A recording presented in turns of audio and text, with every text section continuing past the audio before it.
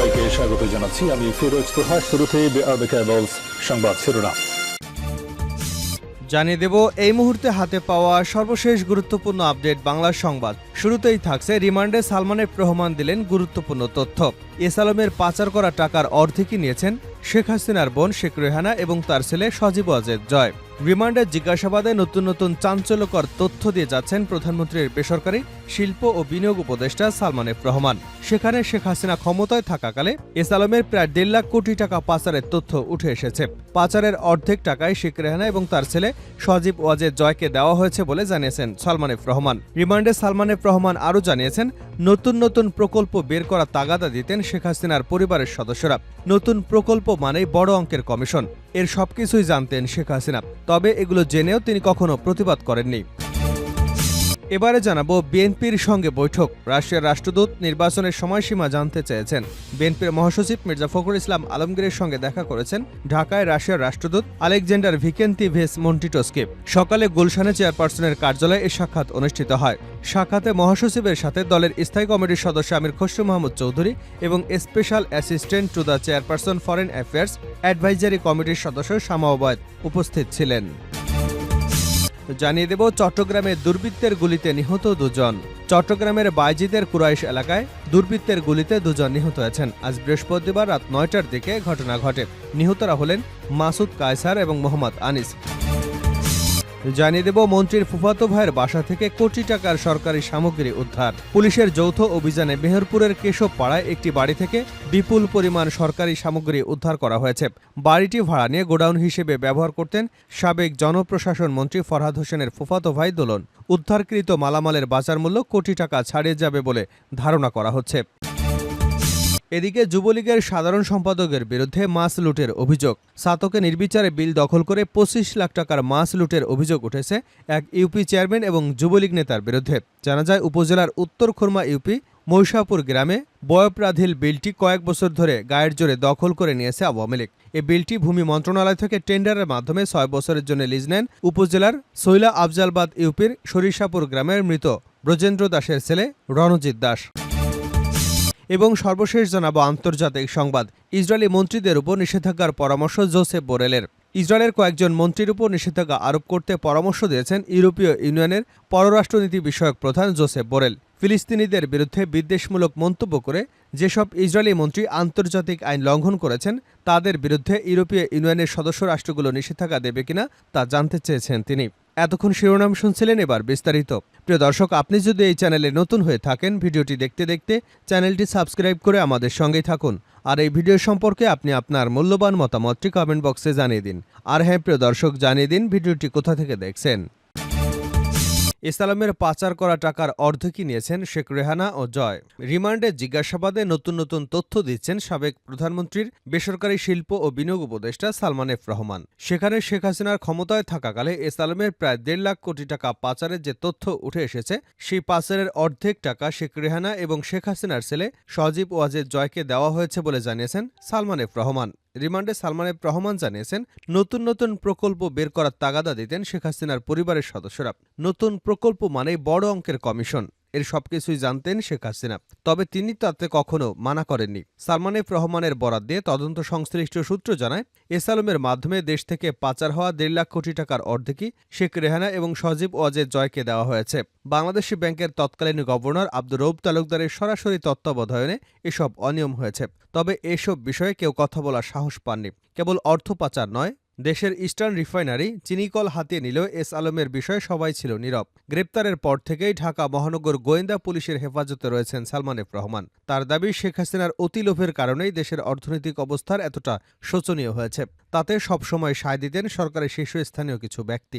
শেখ হাসিনাকে বোঝাতে গিয়ে অনেকেই ছিটকে পড়েছেন, কারণ তিনি সবসময় তার নিজের সিদ্ধান্তেই অটল থাকতেন। তদন্ত সূত্রে জানা যায়, রাষ্ট্রায়ত্ত জনতা ব্যাংকে লুটপাটের জন্য বেছে নিয়েছিলেন সালমান এফ রহমান। তাই নিজের পছন্দ মতো চেয়ারম্যান এবং এমডি নিয়োগ দিতেন। পছন্দ না হলে নিয়োগপ্রাপ্ত ব্যক্তিকে ব্যাংকে যোগদান করতে দিতেন না। কেউ যোগদান করে ফেলেও অনিয়ম এবং দুর্নীতির অভিযোগ দিয়ে পদত্যাগে বাধ্য করতেন। বাণিজ্য মন্ত্রণালয়ের সাবেক সচিব হেদায়েতুল্লাহ আল মামুনকে জনতা ব্যাংকের চেয়ারম্যান নিয়োগ করা হলেও সালমান এফের পছন্দ না হয় তিনি যোগদান করতে পারেননি। একইভাবে কেন্দ্রীয় ব্যাংকের সাবেক পরিচালক ডক্টর জামাল উদ্দিন আহমেদ জনতা ব্যাংকের চেয়ারম্যান হিসেবে যোগদান করলেও দুর্নীতির অভিযোগে তাকে পদত্যাগে বাধ্য করেন। এসব বিষয়ে প্রশ্ন করলে নীরব থেকেছেন সালমান। তদন্ত সংশ্লিষ্টরা তাকে বন্ড ছেড়ে প্রায় ৭,০০০ কোটি টাকা তুলে নেবার বিষয়ে প্রশ্ন করেছেন। তিনি বারবার অসুস্থতার ভান ধরে প্রশ্ন এড়িয়ে যাবার চেষ্টা করছেন। প্রশ্নের মধ্যে ছিল, আইএফআইসি আমার বন্ড নামে একটি বন্ড ছেড়ে বিনিয়োগকারীদের সঙ্গে প্রতারণা কেন করেছিলেন?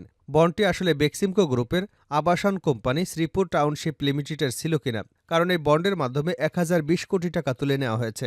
তদন্ত সংশ্লিষ্টরা প্রতিবেদনে বলেছেন, তাদের কাছে তথ্য এসেছে সুকুক বন্ডের মাধ্যমে সালমান এফ রহমান তুলে নিয়েছেন ২,২৫০ কোটি টাকা। এই বন্ড কেনার জন্য ব্যাংকগুলোকে বাধ্য করেছেন তিনি। প্রথম দিকে ব্যাংকগুলো বিনিয়োগে রাজি না হয়, পরবর্তীতে বাংলাদেশ ব্যাংক থেকে সার্কুলার জারি করানো হয় যাতে ব্যাংকগুলো বন্ডে বিনিয়োগে বাধ্য হয়। তবে বারবার নিজের অসুস্থতার দোহাই দিয়ে প্রশ্ন এড়িয়ে যাবার চেষ্টা করছেন সালমান এফ রহমান। রাশিয়ার রাষ্ট্রদূত নির্বাচনের সময়সীমা জানতে চেয়েছেন আমির খসরু।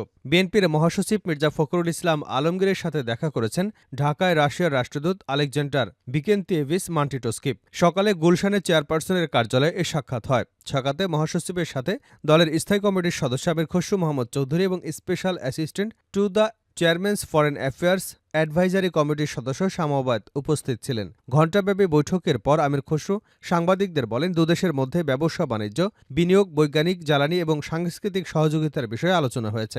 রাশিয়া জানতে চাচ্ছে বর্তমান অবস্থা এবং ভবিষ্যতে এই সংকট উত্তরণ নিয়ে আমরা কি চিন্তা করছি। আমাদের তরফ থেকে পরিষ্কার বলা হয়েছে যে বিএনপি সকলের সাথে সম্পর্কে বিশ্বাসী। কোনো বিশেষ দেশ বা আলাদাভাবে আমরা কাউকে দেখি না। সকল দেশের সাথে সম্পর্ক থাকবে। বাংলাদেশের মানুষের সাথে রাশিয়ার মানুষের সম্পর্ক থাকবে। দুদেশের সম্পর্ক থাকবে। সহযোগিতার ক্ষেত্রে আমরা যেটা বলেছি, ব্যবসা বাণিজ্য সহ বিভিন্ন ক্ষেত্রে সহযোগিতা নিয়ে আলোচনা হয়েছে। পর্যটন খাতে রাশিয়ার সাথে সহযোগিতার বিষয়টি নিয়ে আলোচনা হয়েছে বলে জানিয়েছেন তিনি। রাশিয়া একটি বিশাল দেশ, সেখানে ট্যুরিজমের সুযোগ আছে। তারা এখানে বোধহয় একটা অফিস খুলতে চাচ্ছে, ভবিষ্যতে ব্যাংকের শাখা করতে চাচ্ছে, আমরা স্বাগত জানিয়েছি। আমির খসরু বলেন, এছাড়া বাংলাদেশের বর্তমান প্রেক্ষাপট, নির্বাচন ইত্যাদি বিষয়ে তারা জানতে চেয়েছেন। আমরা বলেছি, ইতিমধ্যে আমাদের অবস্থান পরিষ্কার করেছি। যত শিগগিরই অন্তর্বর্তীকালীন সরকার নির্বাচনের মাধ্যমে নির্বাচিত সরকারের কাছে ক্ষমতা হস্তান্তর করবেন।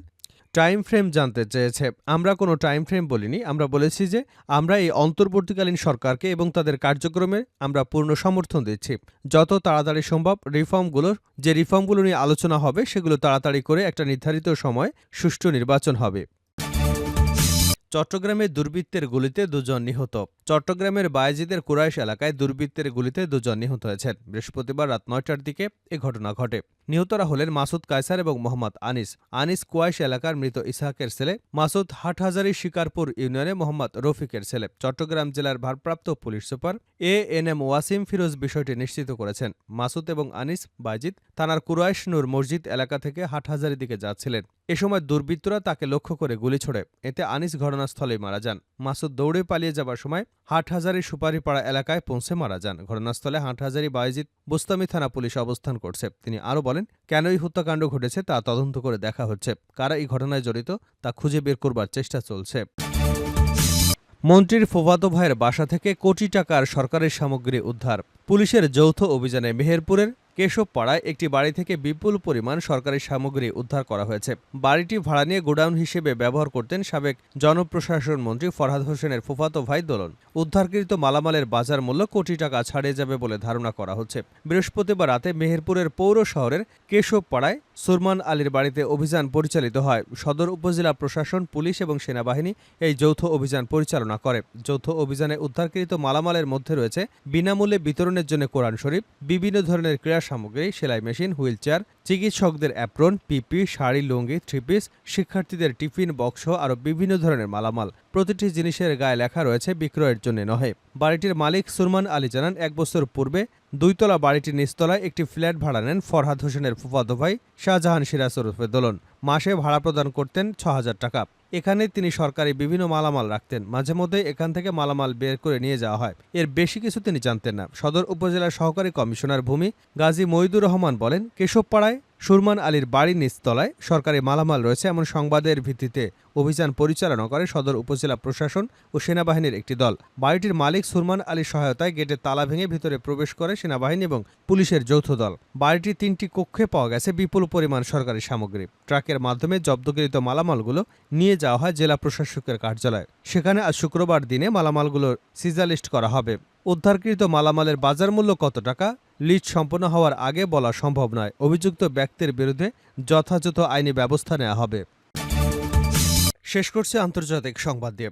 ইসরায়েলি মন্ত্রীর উপর নিষেধাজ্ঞার পরামর্শ জোসেফ বোরেলের। ইসরায়েলের কয়েকজন মন্ত্রীর উপর নিষেধাজ্ঞা আরোপ করতে পরামর্শ দিয়েছেন ইউরোপীয় ইউনিয়নের পররাষ্ট্রনীতি বিষয়ক প্রধান জোসেফ বোরেল। ফিলিস্তিনের বিরুদ্ধে বিদ্বেষমূলক মন্তব্য করে যেসব ইসরায়েলি মন্ত্রী আন্তর্জাতিক আইন লঙ্ঘন করেছে তাদের বিরুদ্ধে ইইউ এর সদস্য রাষ্ট্রগুলো নিষেধাজ্ঞা দেবে কিনা তা জানতে চেয়েছেন তিনি। বৃহস্পতিবার ব্রাসেলসে ইউরোপীয় ইউনিয়নভুক্ত দেশগুলোর পররাষ্ট্রমন্ত্রীদের বৈঠকের প্রাক্কালে সাংবাদিকদের সঙ্গে আলাপকালে তিনি এমন পরামর্শ দেন। তবে তিনি ইসরায়েলি মন্ত্রীদের কারো নাম উল্লেখ করেননি। সাম্প্রতিক সপ্তাহগুলোতে তিনি প্রকাশ্যে ইসরায়েলের নিরাপত্তা মন্ত্রী ইতামার বেন গাভির এবং অর্থমন্ত্রী বেজালেল স্ট্রোমিচের সমালোচনা করেছেন। ফিলিস্তিন নিয়ে তাদের বক্তব্যকে অশুভ এবং যুদ্ধ অপরাধের উস্কানি হিসেবে বর্ণনা করেছেন। জোসেফ বোরেল সাংবাদিকদের বলেন, আমি সদস্য দেশগুলোর কাছে জানতে চেয়েছি তারা আমাদের নিষেধাজ্ঞার তালিকায় কিছু ইসরায়েলি মন্ত্রীকে অন্তর্ভুক্ত করা উপযুক্ত বলে মনে করেন কিনা। ইউরোপীয় ইউনিয়নের অন্যতম ফিলিস্তিনপন্থী সদস্য আয়ারল্যান্ড বৃহস্পতিবার বলেছেন তারা বোরেলের প্রস্তাবকে সমর্থন করে। ব্রাসেলসের বৈঠকে পৌঁছানোর পর আইরিশ পররাষ্ট্রমন্ত্রী মাইকেল মার্টিন সাংবাদিকদের বলেন, আমরা পশ্চিম তীরে বসতি স্থাপনের সহায়তা করেছে। এমন বসতি স্থাপনকারী সংগঠনগুলোর বিষয়ে জোসেফ বোরেলের নিষেধাজ্ঞার সুপারিশকে সমর্থন করব।